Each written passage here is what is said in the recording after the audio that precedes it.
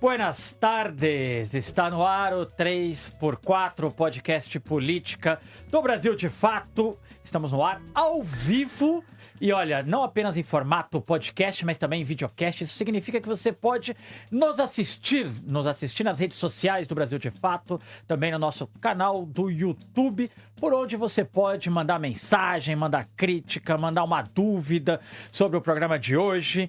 Eu sou Igor Carvalho, eu vou com você até às 4 horas da tarde. Lembrando que você também pode nos escutar na Rádio Brasil de Fato 98.9. Não deixe de contribuir aqui com o nosso debate, deixando o seu recado. E hoje já vou apresentar direto aqui nossas convidadas. Então comigo aqui, diretora de jornalismo do Brasil de Fato, minha amiga Nina Fidelis. Boa tarde, Nina, tudo bem? Buenas tardes, né? Tudo bem? Boa tarde, tudo bem, e você? Viajante Nina Fidelis, vocês devem ter observado que ela estreou conosco, ficou um tempo fora, porque foi pra China. Muito tempo, quase não volto. Quase não volta? Mas voltei. É tentador, né? Voltei pra fazer o 3x4. Só por isso, eu tenho absoluta certeza que foi só por isso. Lógico. E também está conosco hoje aqui, uma alegria recebê-la de volta, a economista Juliane Furno. Oi, Ju, boa tarde, tudo bem? Oi, Igor. Oi, Nina. Boa tarde a todos que nos assistem ao vivo, que nos assistem depois. Tá tudo muito bem por aqui. Então, né, a última vez que nós nos falamos, chovia torrencialmente no Rio de Janeiro. O tempo no Rio de Janeiro está lhe tratando melhor, Ju? Agora tá muito bem. Aquele céu azul, calorzinho, delícia. Que bom. Ju, então já vou ser direto. Antes de introduzir o tema, o Lula vence as eleições de 2026? Resposta curta. Bem fácil de ser respondida, Ju. Vence as eleições. Apertado, mas vence. Nina Fidelis, o Lula vence, Luiz Inácio Lula da Silva vence a última eleição de sua vida? Vence. Não tenho dúvida. Então, nesse clima de otimismo Vitória. com a pré-candidatura de Luiz Inácio Lula da Silva, a gente começa o 3x4, que está na sua temporada de eleições. Hoje, nós estamos fazendo uma pequena série analisando os presidenciáveis. Já falamos aqui sobre Flávio Bolsonaro, já falamos aqui sobre Romeu Zema, Ronaldo Caiado e também sobre Renan dos Santos. E hoje analisaremos a pré-candidatura de Luiz Inácio Lula da Silva, o petista que chega em 2026 para disputar a sua 7ª eleição presidencial em sua vida. Ele perdeu em 1989, 1994 e 1998 e venceu as eleições de 2002, 2006 e 2018. Agora, em 2026, disputará, portanto, pela 7ª vez a presidência da República, podendo ganhar a 4ª vez. E seu adversário será Flávio Bolsonaro, filho do ex-presidente Jair Bolsonaro, que em 2018 foi derrotado pelo presidente Lula. A proposta do 3x4 hoje é analisar os caminhos que trouxeram Lula até a eleição de 2026, o desenvolvimento dessa campanha na rua, quais podem ser os principais eixos que o PT e a pré-candidatura de Luiz Inácio Lula da Silva pretendem discutir para o país. É nesse espírito que o 3x4 entra no ar em sua série Presidenciáveis. Bom, primeiro eu quero começar então com você, Nina, pra gente falar, a partir do dia 16 de agosto, o maior líder político da história do Brasil, ele vai disputar a sua 7ª eleição. Queria um sentimento teu, como é que o Lula chega, como você olha pro Lula aos 80 anos e o vê chegando para a disputa dessa eleição? Não é uma resposta muito simples, né? Eu acho que a gente viu, não, porque eu sou muito jovem, inclusive, né? Então não vi todas as partes desse desenvolvimento, posso dizer. Mas é claro que a gente que trabalha no jornalismo e acompanha minimamente a política viu um Lula se transformando, né? E eu acho sempre importante trazer isso à mesa, quando se pergunta como ele chega, né? Porque eu acho que tudo o que ele passou, o que ele viveu e as transformações que ele teve também são o arcabouço que o coloca aqui nessa posição, né? Eu acho que aprendeu a lidar com a máquina, né? A lidar com a estrutura melhor. Não vou dizer que era um romantismo, porque senão se remete também a dizer que todo mundo que luta para mudar uma estrutura que parece ser difícil ser mudada é romântico, não é sobre isso. Mas eu acho que ele se apropriou muito bem de como funciona os mecanismos do poder, né, do poder institucional. Acho que ele chega diferente das outras vezes, né, mesmo quando ele transfere o capital político para Dilma, é bem diferente do que ele pode fazer na próxima eleição de transferência de capital político, porque já não há mais, né, retorno. Então, mesmo esse capital político transferido, uma hora, numa perspectiva do que foi no passado, com a Dilma, voltaria ele, né? E eu acho que agora é bem diferente. E é claro, a gente fica meio na torcida de, vamos, toca aí, quebra tudo e rompe com todas essas governabilidades possíveis, né? Mas eu não acho que será assim e também não acho que deva ser, né? Não é um desejo. Mas eu acho que ele chega numa perspectiva de mais aquela coisa, pô, e agora? O que será? Porque toda vez que você está disputando, né, um período eleitoral, você sabe que 4 anos passam muito rápido. É um capital político que fica para o PT e fica como? Porque não sabemos, assim.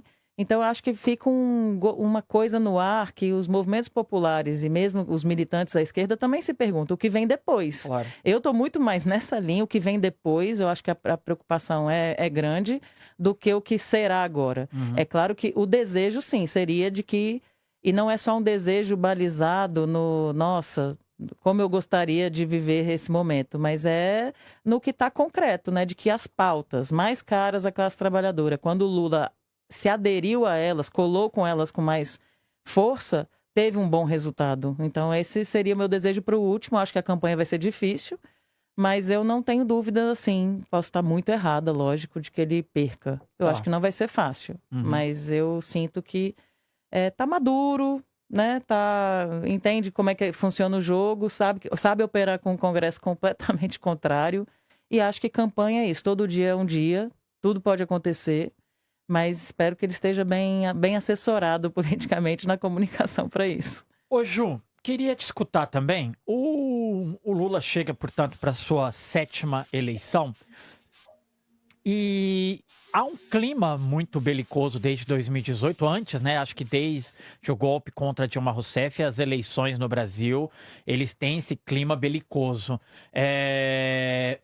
Você acha que no meio disso há ainda espaço para um tom um pouco mais emotivo numa campanha? É possível imaginar que a campanha do Lula consiga imprimir esse selo mais emotivo de, olha, é a última eleição do maior líder político da história do país, colocar um pouco em perspectiva a trajetória do Lula, o seu legado político? Eu acho que sim, acho que tem espaço para uma dimensão mais emotiva, como você falou, por parte do próprio Lula, né, não só da sociedade, que vai ter oportunidade de passar em revista assim, né, uma trajetória tão peculiar, né, do nosso primeiro presidente operário da classe trabalhadora, chegar no cargo mais alto, né, da presidência da República. Eu acho que isso por si só deve ser utilizado, né, e mobiliza um espírito mais entusiasmático, né, mais emotivo, mas eu acho que para o próprio Lula, porque se há relações, similitudes entre Getúlio e Lula, né, pensando nessas duas figuras que com certeza vão entrar aí para os livros de história como as grandes lideranças populares, carismáticas da história brasileira, eu acho que o Getúlio também passou por alguns elementos parecidos com o que o Lula passou. O Getúlio foi golpeado em 45, inclusive por participantes do seu próprio governo, né? Vamos lembrar dos ministros das Forças Armadas, ministro da Guerra.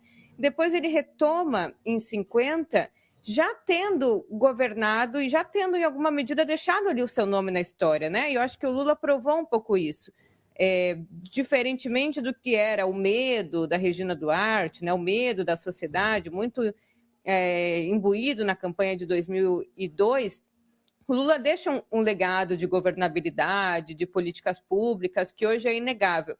Mas eu acho que ele pode, a partir dessa próxima eleição, que é a última, deixar um legado de transformações mais estruturais. Então, assim como o Getúlio também fez um governo muito mais radicalizado no seu último mandato, né? Criou a Petrobras, enfrentou os interesses de uma sociedade mais polarizada, eu acho que o Lula pode ele mesmo ser a figura mais emotiva dessa eleição, pensando que ele tem a oportunidade agora de selar um pouco o seu destino, né? Como ele vai aparecer nos livros de história. Se vai aparecer como um presidente popular, que fez um conjunto de políticas públicas importantes, principalmente da redução da pobreza, ou se vai dar um passo substancial e vai ser lembrado como aquele que operou reformas estruturais ou enfrentou as forças, né, imperialistas. E acho que, por fim, essa candidatura, essa eleição, ela pode também mobilizar um sentimento emotivo diferente do de 2022, porque eu acho que 2022 estava claro, né? Era o Brasil saindo de um golpe, o Brasil saindo de um governo genocida, né? De um governo destruidor do Estado. Então, tinha claramente uma oposição entre democracia, cuidado e respeito às instituições e autoritarismo. Eu acho que essa dualidade não deve se repetir, porque eu acho que passou um pouco o tempo dela, ainda que as forças golpistas estejam aí, o processo judicial, inclusive, que elas passaram, eu acho que reduz a importância dessa palavra de ordem. E acho que substitui ela por outra também muito potente, que é a dos defensores da pátria, dos defensores do Brasil, dos defensores da soberania contra os vendilhões. Eu acho que isso também tem potencial de embalar, né, uma campanha mais emotiva.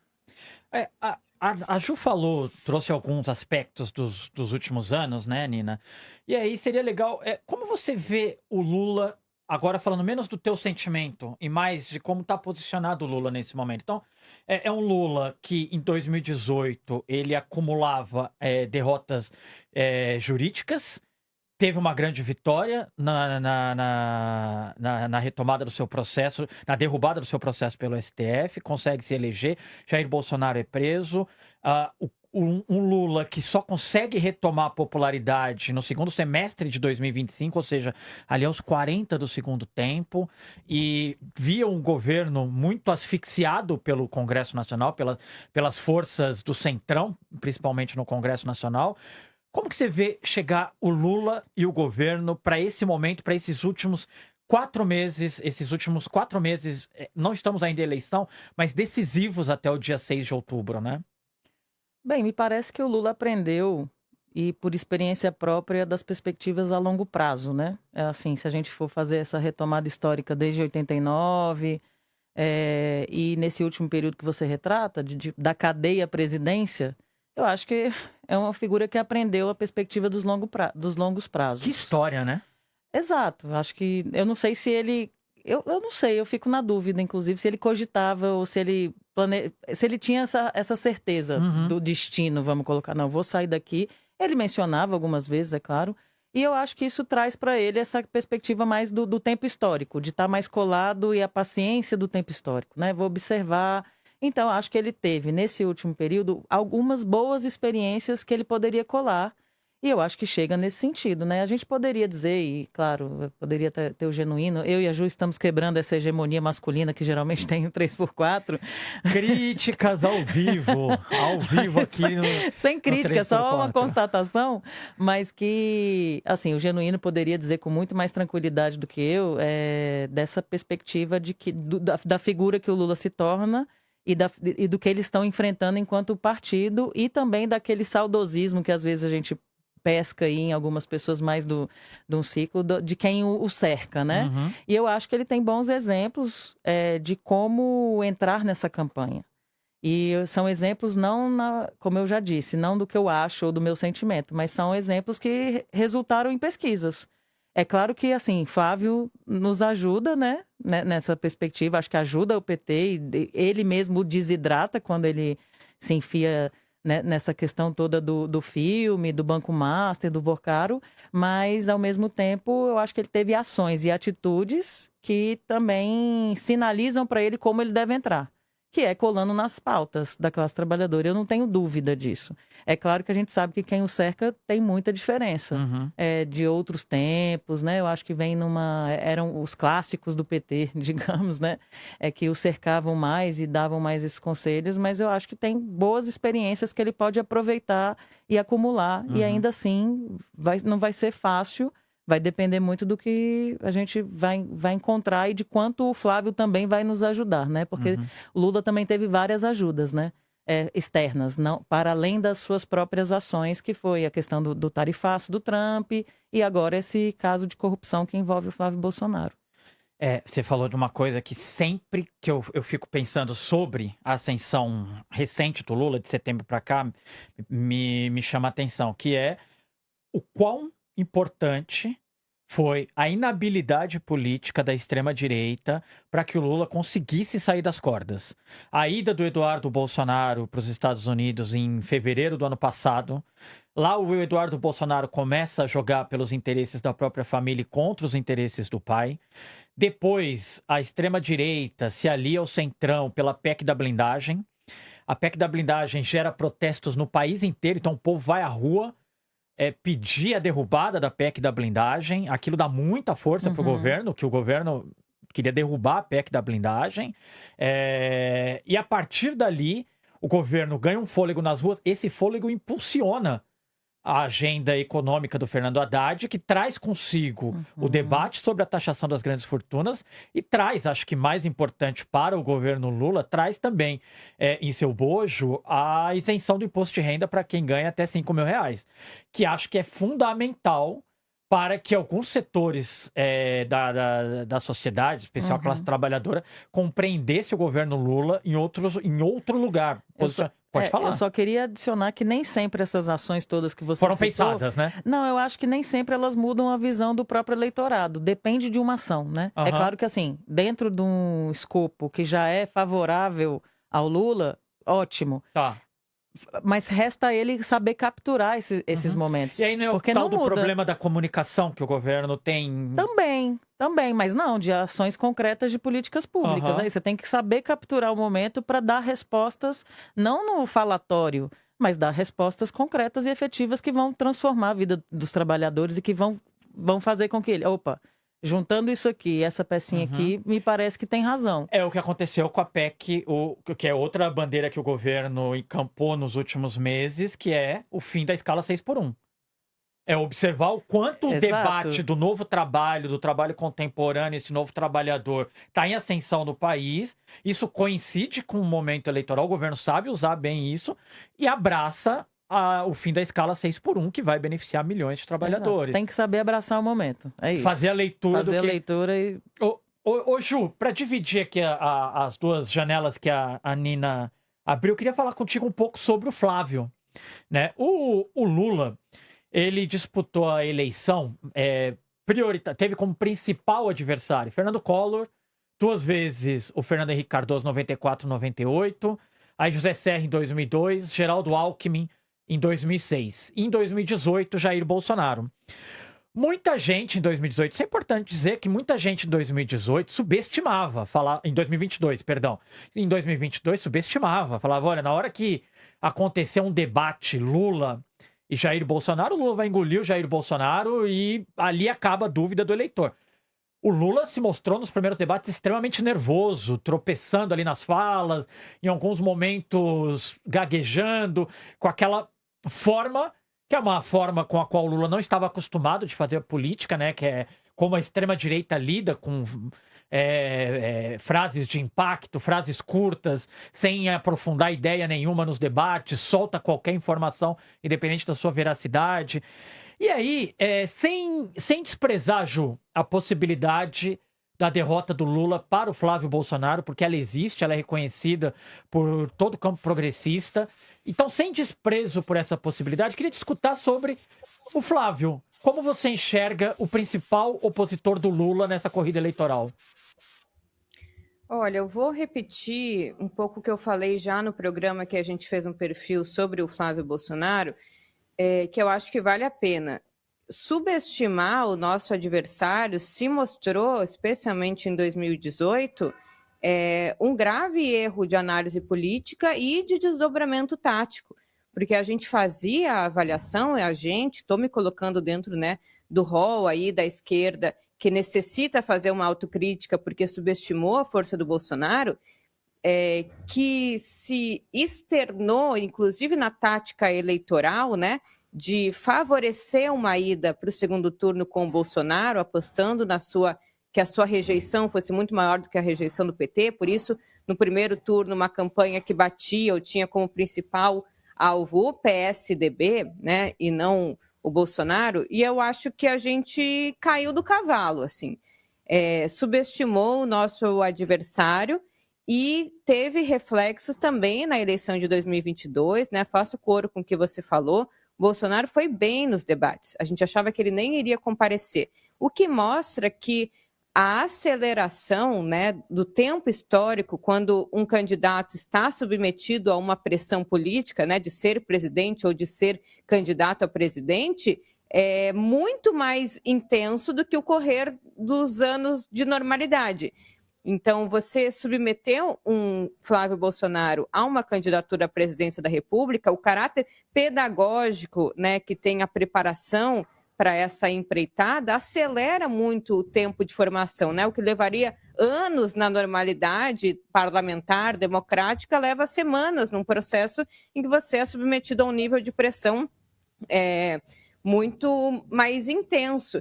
E quero lembrar aqui, né, você fez referência às eleições passadas, que o Collor também era uma figura muito parecida, né? Ele tinha uma trajetória na política essencialmente via o seu pai, o Arnon de Mello, que tinha, vamos dizer, um pouco mais de debate ideológico no espectro da direita, mas o Collor assume o governo de Alagoas muito mais como uma profissão, né? O político, uma profissão, do que como um candidato que cumpre uma agenda, né, de sustentação ideológica, né, defendendo um conjunto de pautas concretas, e mostrou que o candidato mais preparado não necessariamente é o que mais tem chances de ganhar as eleições. Obviamente o preparo é importante, mas outras coisas, como inclusive o poder do dinheiro, o poder econômico, o poder da mídia, agora, se não a mídia mais tradicional, os novos instrumentos aí de comunicação popular jogam um papel fundamental.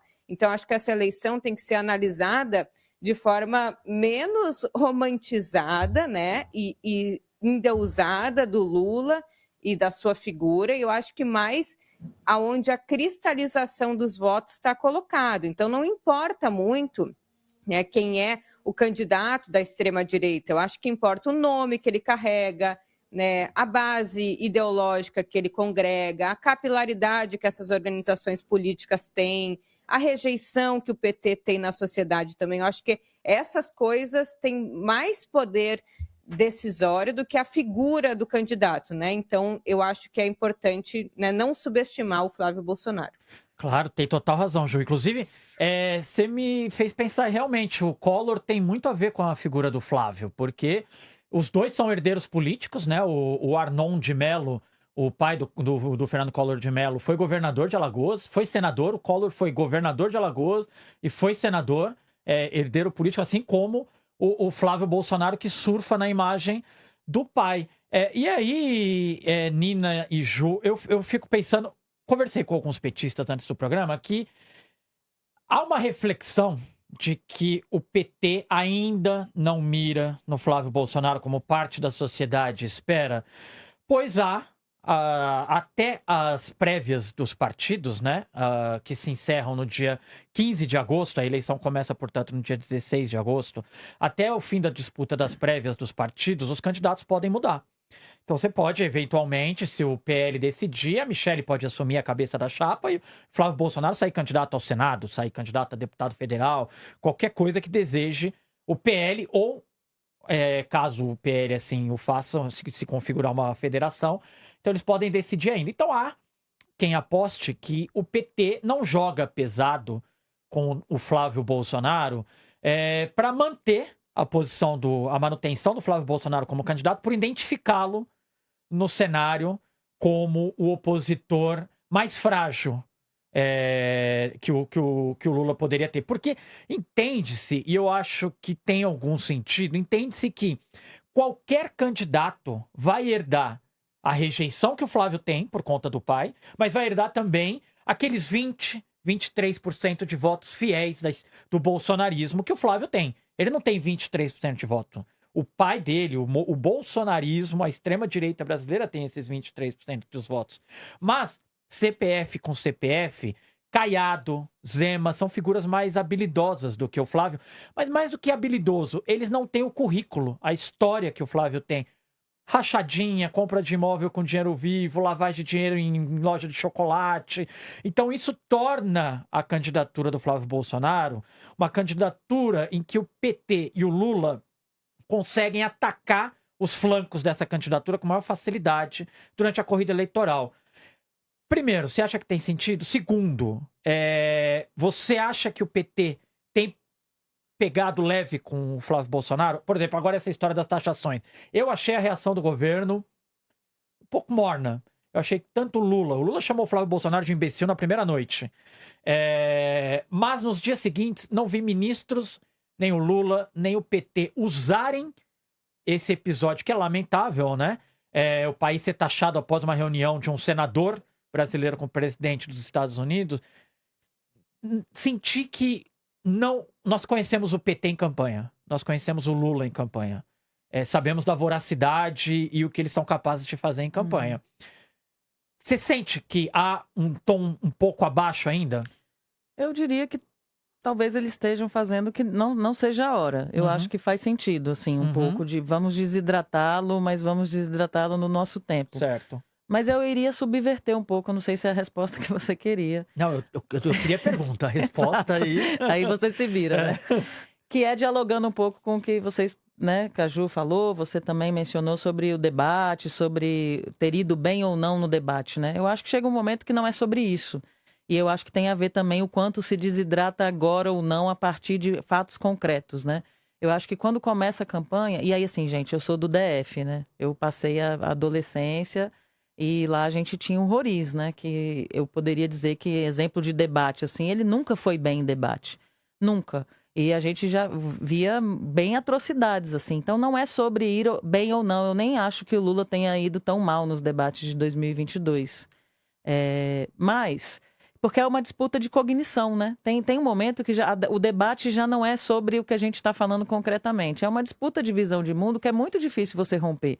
Por isso que se cristalizam tanto esses votos e tão colados ao Bolsonaro.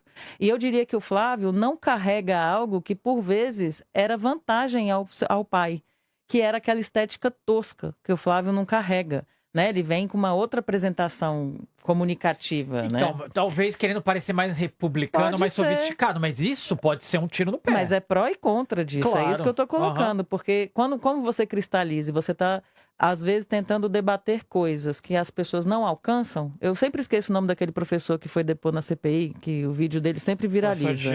O geógrafo, né? Assim, eu não vou discutir com você, a sua visão de mundo não cabe. Então, assim, qualquer coisa que eu disser aqui não cabe. Então, toda vez que começa a chegar período eleitoral em que esses debates ganham mais força, seja nas ruas, na TV ou qualquer mídia, família, eu sinto que tem uma parede mesmo intransponível de visão de mundo. Então, o debate, é claro, a gente vai avaliar, né? Alguns irão avaliar mais criticamente. Pô, o Lula foi meio nervoso, não conseguiu. Mas veja os memes que geraram aqueles debates de 2022. O Padre Kelvin, junção de festa junina. Então, a gente teve de tudo. Porque chega um momento que se esvazia até o próprio debate. Então...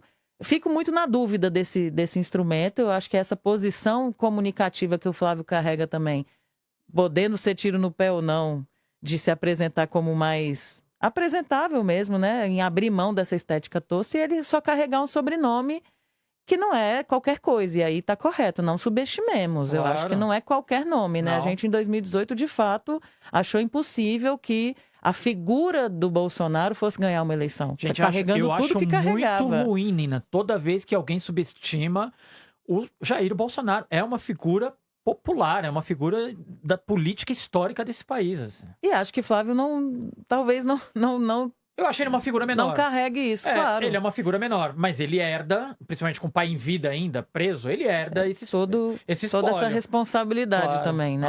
Frente ao eleitorado do Bolsonaro. O geógrafo é o professor José Geraldo de Souza Júnior. Maravilhoso. Esse episódio que você cita foi na CPI do MST. Foi do MST. Isso, ele respondendo à deputada federal Caroline de Toni, do PL lá de Santa Catarina. Ele disse, a gente só vê o que tem cognição para ver. Maravilhoso, bem relevante. Ô Ju, Nesse ano, o Lula tem trabalhado com afinco pela aprovação do fim da escala 6x1, que em 2 turnos foi aprovada na Câmara dos Deputados, seguiu para o Senado, onde vai começar agora esse braço de ferro entre Davi Alcolumbre e o governo.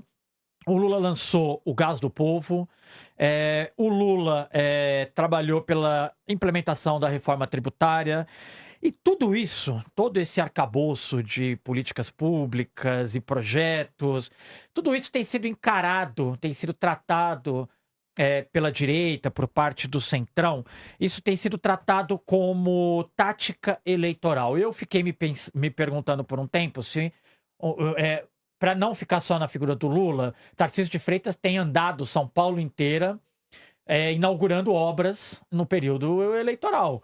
Isso me parece faz parte do jogo político. É o que um governante, é o que um líder do executivo faz quando o seu mandato está sendo colocado em plebiscito nas urnas. Então me parece até um pouco inocente achar que Lula não trabalharia por isso. Só que também eu não sei se, analisando essa agenda adotada pelo governo no último período, se isso foge do que foram as características dos governos Lula, das políticas públicas dos governos Lula.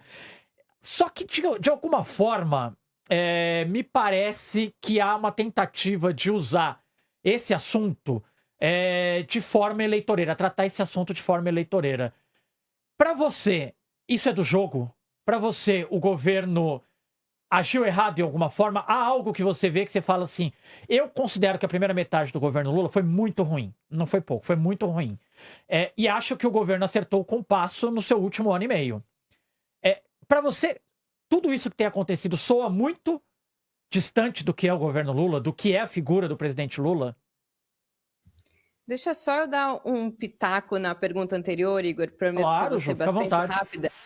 Eu acho que tem uma linha muito tênue ali entre o Lula desgastar a figura do Flávio Bolsonaro e o Lula dar moral para a figura do Flávio Bolsonaro. Porque, veja, né, ronda aí na boca pequena que o representante da Polícia Federal, né, por exemplo, que estava nos Estados Unidos, já sabia que o escritório de representação comercial estadunidense ia indicar o Comando Vermelho e o PCC como entidades, como organizações terroristas, e já tinha terminado um estudo levando em consideração vários elementos, né? O PIX, mais outros, como tarifas, propriedade intelectual, e que já ia operar um pacote de tarifas para o Brasil. E aí o Flávio Bolsonaro se antecipa, visita os Estados Unidos, né? Tem uma agenda com Donald Trump que dá um pouco a impressão de que, no caso das organizações criminosas, de que ele teria operado aquela conquista, né, identificada no campo político deles como uma conquista de combate ao crime organizado. Então, eu acho que um pouco da tática também é neutralizar o papel do Flávio Bolsonaro, né? E identificar que o Lula tem uma interlocução com Donald Trump, né? A despeito ali daquelas figuras, aqueles filhos que supostamente operam em favor do Brasil nos Estados Unidos. E também levar um pouco o clima morno, né? Eu acho que o PT tem muito receio da polarização, inclusive é um período de formação de alianças, né? Que dialoga com o espectro mais centrista, eventualmente mais à direita, que eu acho que investir agora numa polarização muito acirrada pode dificultar a formação dessas alianças. Agora, sobre a tua pergunta, eu acho que é claro que são políticas também eleitoreiras, óbvio, e não tem absolutamente nenhum problema, porque o ciclo, pode ser estranho o que eu vou dizer, tá? Então eu vou precisar fazer um disclaimer depois, mas o ciclo eleitoral, né, o ciclo da democracia burguesa, de eleições de 4 em 4 anos, ele, em alguma medida, é inverso ao ciclo do desenvolvimento, ao ciclo do crescimento econômico, ao ciclo das mudanças estruturais. Porque você precisa, ao mesmo tempo, né, operar mudanças estruturais, e vamos pensar no exemplo da China, que consegue fazer planos quinquenais, né, diversos planos, e planejar ao longo prazo o que quer ser o país, e o Brasil, que de 4 em 4 anos pode ter de forma abrupta, né, uma inflexão no curso ali, né, do planejamento, da política econômica.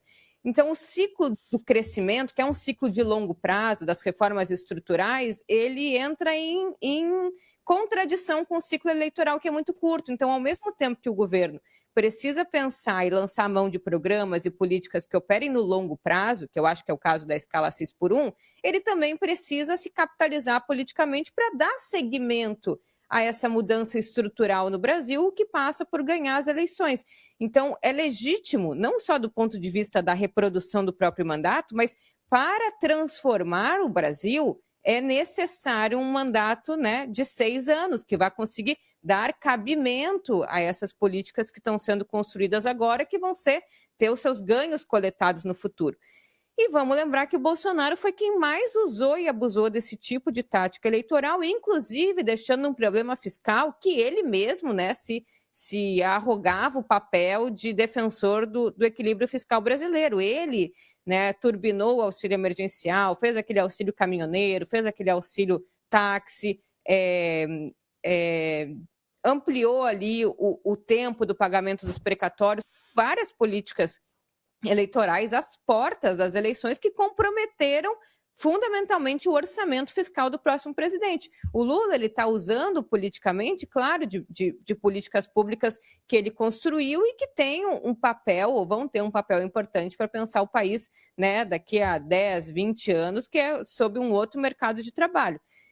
E aí, para finalizar, eu concordo muito contigo que o Lula é outro, né, no final do mandato. Ele talvez munido um pouco das últimas pesquisas eleitorais que correlacionaram ele ir para a ofensiva com o aumento da popularidade, ele força a mão e é responsável, em boa medida, por ter feito rodar no Congresso Nacional o que, de fato, é a única reforma estrutural feita nos governos petistas, que é a mudança, né, na legislação trabalhista com o fim da escala 6x1. Então, ótimo que o Lula use isso e que sinalize que se a escala 6x1 ainda não acabou, é por culpa do Senado, ou seja, reafirmando a palavra de ordem, Congresso inimigo do povo. Se a Câmara se coçou e em alguma medida também ficou preocupada com a reprodução dos seus próprios votos, agora é o Senado, né? São os representantes das grandes empresas, os políticos dos partidos da direita que estão ali dificultando a tramitação e a aceleração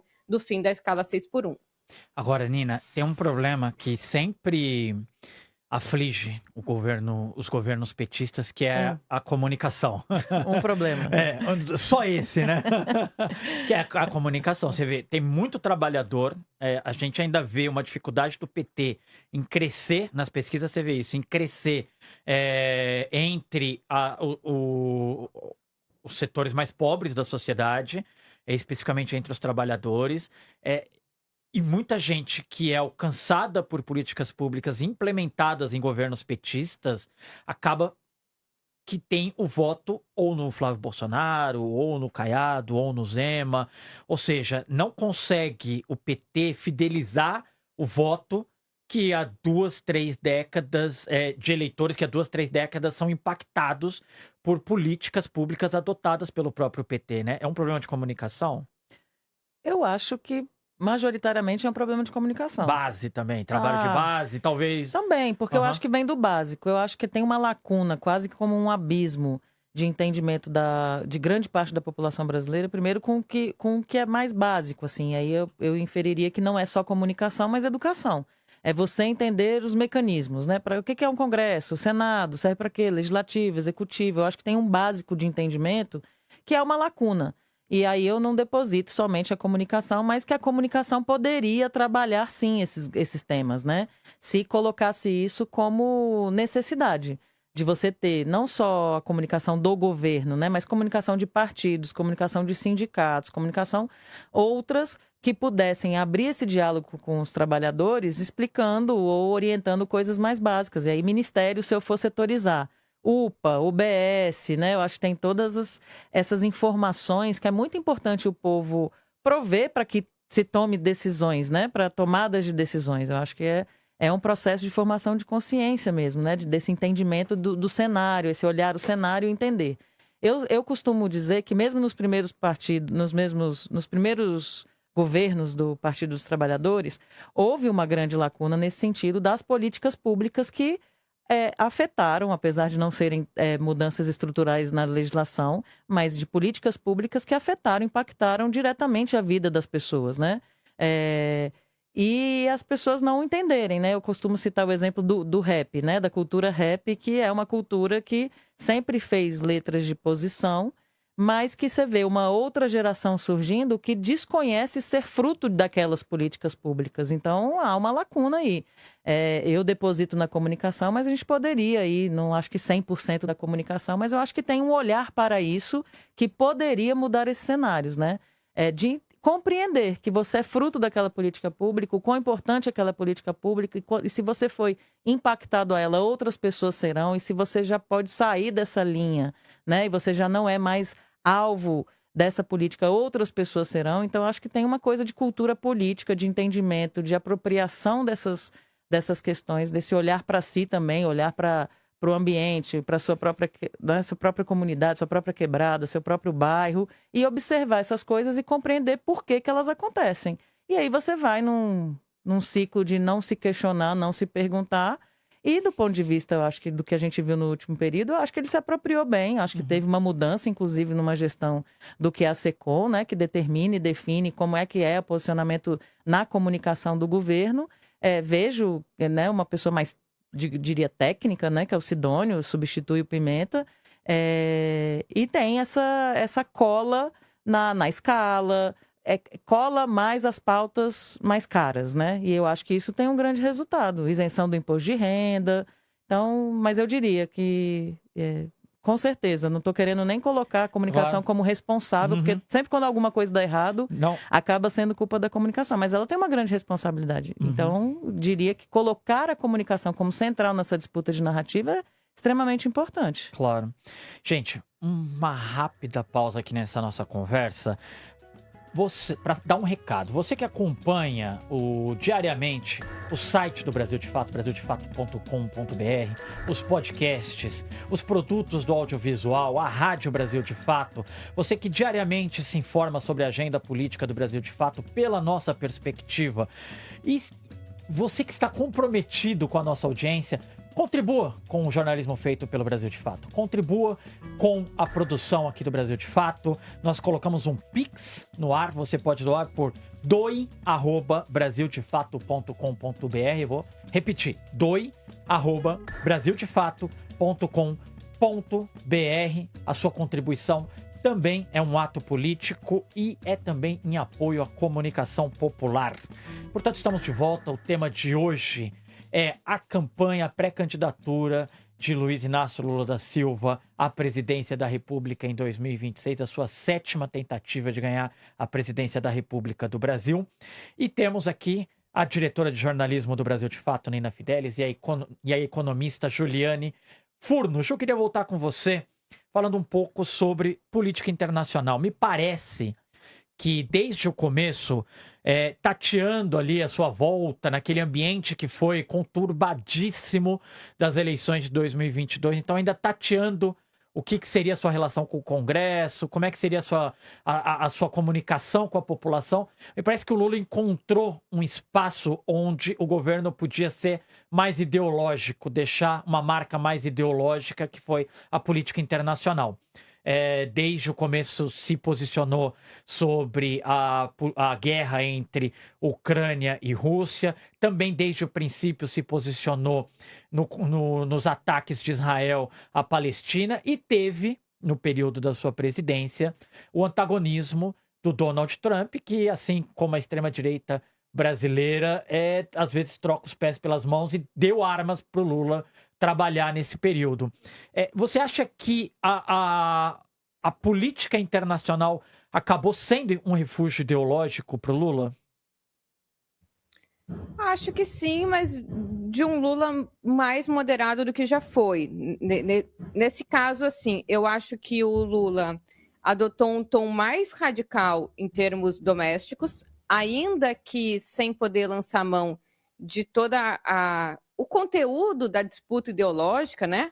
Da luta de classes, do conflito distributivo, né? Ainda que utilizando do direito, da dignidade, né, dos benefícios dos trabalhadores, eu acho que ele foi mais radical na proposição ali, no ouvir, né, ter a sensibilidade de ouvir as ruas, de ouvir os parlamentares mais à esquerda e encampar a proposta do fim da escala 6x1 do que necessariamente no campo internacional. Embora na agenda internacional, aí sim ele possa lançar mão de conceitos, de categorias e de debates que são debates mais clássicos, vamos dizer, e que estão mais amparados dentro de um debate, um espectro ideológico, né, que envolve o fortalecimento dos países do sul global, em contraposição a um conjunto de nações ricas e desenvolvidas, porque puderam se desenvolver contando com a exploração e opressão dos países do sul. Então, acho que aqui ele joga, sim, um papel mais ideológico. Mas, nesse caso, se a gente for olhar uma comparação com outros momentos do próprio governo Lula, eu acho que também perdendo um pouco tração. Eu diria que sendo mais dinamizado pelo Itamaraty, pela tradição do Itamaraty, do que pela política externa e as relações internacionais do PT, por exemplo. Então, vamos lembrar o papel que o Brasil jogou, por exemplo, na ajuda econômica, né, e concreta para o desenvolvimento de Cuba, com obras de infraestrutura, o papel que o BNDES desenvolveu para vários países da África, para vários países da América Latina, do Caribe, pronunciamentos, como, por exemplo, né, os pronunciamentos do Lula durante a guerra no Iraque. Então, eu acho que agora, sim, ele continua mantendo uma tradição, né, de um presidente defensor do sul global e com conflitos com os Estados Unidos. Acho que se posicionou muito bem com relação à guerra da Ucrânia, né, não caiu no discurso europeu ali, né, que apregoava que o Lula tomasse uma posição de rechaço à invasão russa, se posicionou aí, sim, acho que muito bem no conflito com a Palestina, mas, por exemplo, é muito mais tímido, né, do que poderia ser e perde, né, para países como, por exemplo, México e Colômbia, quando o assunto é a defesa de Cuba, né, quando é operar concretamente doações, né, envio de petróleo para Cuba, quando o assunto, por exemplo, é reconhecer as eleições na Venezuela, o que teria sido muito importante, talvez ajudasse a mudar um pouco o percurso, né, da derrota que a gente sofreu na Venezuela em janeiro desse ano, e diria que também com alguns movimentos contraditórios. E aí traria como exemplo o papel ideológico, de sustentação ideológica do acordo Mercosul-União Europeia, que eu acho que ali é um vacilo em termos ideológicos na política internacional. E, para finalizar, diria que as recentes declarações ali de solidariedade e prestando ajuda ao Rodrigo Paes na Venezuela, né, no bojo de um conflito muito importante, eu acho que também mostram uma perda de tração, né, do que foi outros momentos do governo Lula, e o que era mais a influência de Marco Aurélio Garcia, mais a influência do núcleo do PT de relações internacionais, e diria que hoje é mais compromissado com uma lógica mais apaziguadora do Itamaraty. Legal, Ju. Eu acho que concordo contigo e acho que você não citou, mas acho que nesse período, os primeiros mandatos do Lula coincidem, né, com a chamada Onda Rosa no continente, né, e ascensão do Evo, ascensão do Chaves, e acho que faltou ao Lula uma solidariedade com a situação do Evo na Bolívia. Acho que o governo demorou a se posicionar sobre a Venezuela no episódio. Se posicionou mal, Se né? posicionou mal, demorou, se posicionou mal depois. Foi bem ruim. Foi bem ruim a forma como o governo se manifestou em relação ao sequestro do presidente Nicolás Maduro, né? No dia 3 de janeiro desse ano. O sequestro feito, organizado, arquitetado e feito pelos Estados Unidos. Maduro está preso nos Estados Unidos. Uhum. Mas concordo, Ju, acho que se conseguiu se manifestar de alguma forma em alguns episódios, acho que aqui no nosso quintal, aqui na América do Sul, acho que faltou ao governo Lula um maior compromisso, um compromisso mais estreito. Nós estamos vendo, enfim, está nesse momento em curso uma eleição apertadíssima no Peru. Não sabemos ainda se o país penderá à esquerda ou à direita, a diferença está de 3, 4 mil votos, mas nós temos visto a vitória do Cast no Chile, Milei, a ascensão de Milei na Argentina, e me parece que o Brasil, como uma potência no continente, poderia se posicionar de uma forma mais contundente, poderia usar, inclusive, as ferramentas que tem para tentar, de uma forma mais contundente, organizar a política no continente. Mas, Nina, voltando aqui para dentro do país, o PT tem tido, o Lula, em 2022, ele organizou a sua campanha com 9 partidos. Foi a maior aliança que o Lula já fez em todas as suas 7 disputas pela presidência da República. Neste momento, o Lula está ali circunscrito aos partidos das 2 federações que o apoiam, obviamente, PT, Rede e PCdoB, partido que Lula fundou e integra, e PSOL, PT, PV e PCdoB, e PSOL e Rede. Portanto, nós temos aí 5 partidos, além do PSB, 6 partidos, portanto, numa aliança. O PDT depende do Estado, o PSD depende do Estado. Então, fechados com Lula nesse momento, nós temos 6 partidos. Tá? E ele não tem conseguido, embora busque apoios, ele não tem conseguido costurar essas alianças nacionalmente. Elas ficam, muitas vezes, ao alcance da atuação independente de algumas figuras políticas nos estados. A que nós devemos imputar essa dificuldade neste momento? Me parece que porque esse bloco antifascista, que acho que estava mais escancarado naquela época contra o Bolsonaro, tinha todas as questões da Covid, CPI, eu acho que estava tudo mais escancarado, então isso torna qualquer aliança mais fácil, né? Você vira meio um imã, né? Você é ser contra aquilo, né? Fica fácil você agregar mais pessoas. Até a Globo, né? Se eu puder. Até a mídia, de alguma maneira, começou a se comportar um pouco, porque ficou difícil também defender, né? Aquele amigo que fica difícil defender e você não quer se constranger, porque sabe que ali também é uma construção de médio e longo prazo, você não vai se jogar junto, né? No rio sem bote, sem boia, sem nada. Então eu acho que isso facilitava de alguma maneira, né? Me parece que esse bloco antifascista não está mais tão escancarado, apesar do discurso ser essa disputa cognitiva que eu mencionei também na comunicação, que faz com que se cristalize parte desse eleitorado, né? E fique irredutível em defesa à família Bolsonaro, independente dos fatos concretos que possam atestar contra eles, mas eu acho que ele não existe mais, ele não está mais tão explícito, e isso na política tem um alto custo, né? Então fica aquela coisa meio amorfa, meio sem posição e sem posição. Se você não é contra alguma coisa que une, você fica na sua, né? O Centrão tem muita força, ele não vai abrir mão disso, inclusive em período de campanha, para fazer aliança, para você ter menos poder de barganha se porventura o governo se elege, né? O que eu acredito que vai acontecer, mas eu acho que é um pouco isso. Agora, a gente está chegando no final. Tem uma última pergunta para as duas. Vou começar com você, Nina. É um exercício de boteco. Você fique à vontade, tá? Caso vença a eleição, Lula chegará aos 81 anos para o seu 4º mandato à frente da presidência da República. Há quem diga, eu queria saber qual dessas duas correntes que você abraça. Há quem diga que Lula, querendo fechar sua biografia para cima, com tons mais fortes, Lula pode fazer um governo que vá se preocupar com reformas estruturais, que vá fazer aquilo que sempre foi cobrado pela esquerda e que por uma questão de pragmatismo eleitoral ou político ele recuou. Debates que o Lula nunca fez. Aqui nós temos viu, gente? Debate da comunicação, absolutamente ineficiente em qualquer gestão do PT. O PT nunca fez o debate da comunicação.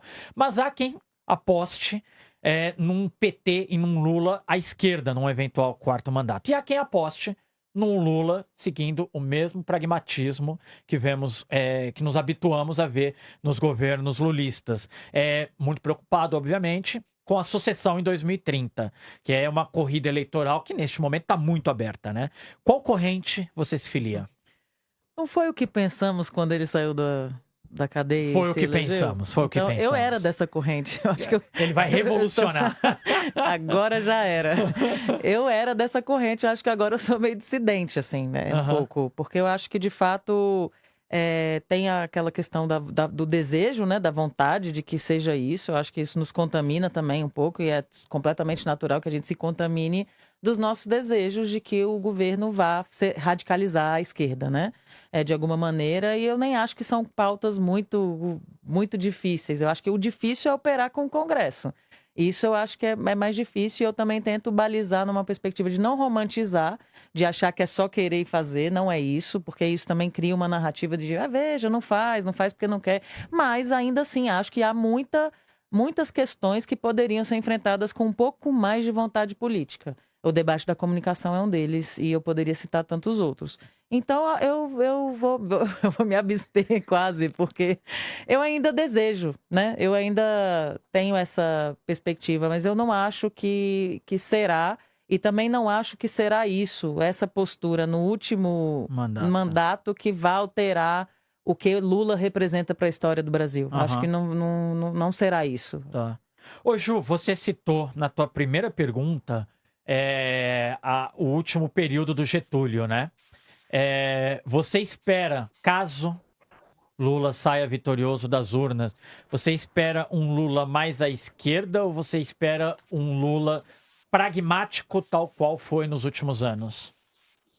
Eu espero, ainda que eu também deseje, mas espero, né?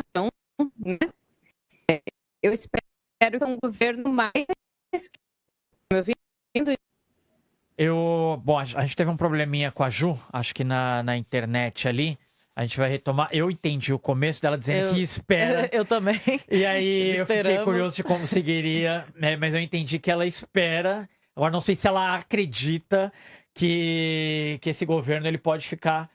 Mas é isso que, peraí, que acho que a Ju conseguiu voltar. Vamos lá, que agora eu tô curiosa também. Oi, Ju, agora eu vejo a Ju muito bem. Agora foi. Oi, Ju, você espera... Vamos lá, eu espero e eu acredito que o governo Lula possa fazer um mandato mais à esquerda.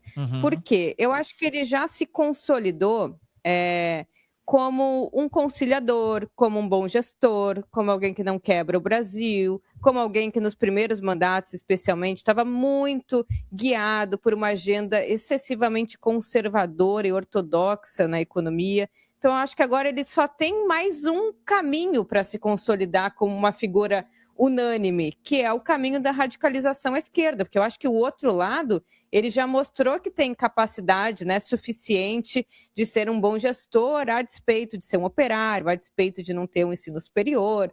E concordo muito com isso que a Nina falou, porque, veja, quando o Congresso votou a escala 6x1, eu fiquei muito feliz com o Lula e, ao mesmo tempo, fiquei muito irritada. Porque eu fiquei feliz que ele teve, né, ousadia de negociar essa pauta e fazer ela tramitar no Congresso. E chateada porque, bom, a gente sempre ouviu que a correlação de forças é muito dura e que é muito difícil, né, com este Congresso e com os congressos anteriores, operar alguma reforma mais progressista. Mas veja, a gente começou pela mais difícil. Então me deu a impressão de que parte das agendas que nunca tramitaram, e falo da tributária, né, da reforma mesmo, não o que foi aprovado, mas uma reforma tributária de fato. E outras reformas podem, inclusive, não ter tramitado porque a gente nem testou a viabilidade delas. Então, claro que correlação de forças importa, mas se a gente conseguiu emplacar o que é a mudança mais sensível da principal contradição do capitalismo, que é a contradição capital-trabalho, por que não aprovar outras medidas, né, menos sensíveis? Eu acho que faltou, em muitos momentos, ousadia. Eu acho que faltou tentar. Faltou correr o risco de, eventualmente, ser desmoralizado e perder uma pauta no Congresso. E eu sustento que o governo Lula deve seguir uma trajetória mais à esquerda, também porque eu acho que ele já tem feito isso. E eu acho que a 6x1 é um pouco um recado de que ele está a fim de fazer mudanças mais para valer. Eu fico aqui com a torcida de que a análise da Ju esteja correta. Esperamos todos que o caminho seja esse. Nina, muito obrigado. Eu que agradeço. Daqui um mês temos um encontro marcado. Agora, você que nos assiste, nós temos datas combinadas. Então, nós sabemos que daqui um mês veremos Juliane Furno e Nina de volta aqui. Ju, obrigada, Ju. Muito obrigado. Sempre bom te escutar e te ver aqui no 3x4, viu? Eu que agradeço, gente. Valeu. Então é isso, 3x4 da temporada Eleições 2026. Ele vai ficando por aqui. Lembrando, o 3x4, ele é apresentado e roteirizado por mim, Igor Carvalho. A direção é de Camila Salmásio. A trilha sonora de Alejandra Luciani. Os trabalhos técnicos de Adilson Oliveira e Marina Ortega. A identidade visual de Rafael Canoba. No Brasil de Fato, a coordenação de jornalismo é da Muniz e Ravena e do Lucas Stanislau. E a direção executiva é da Nina Fidelis. Até semana que vem.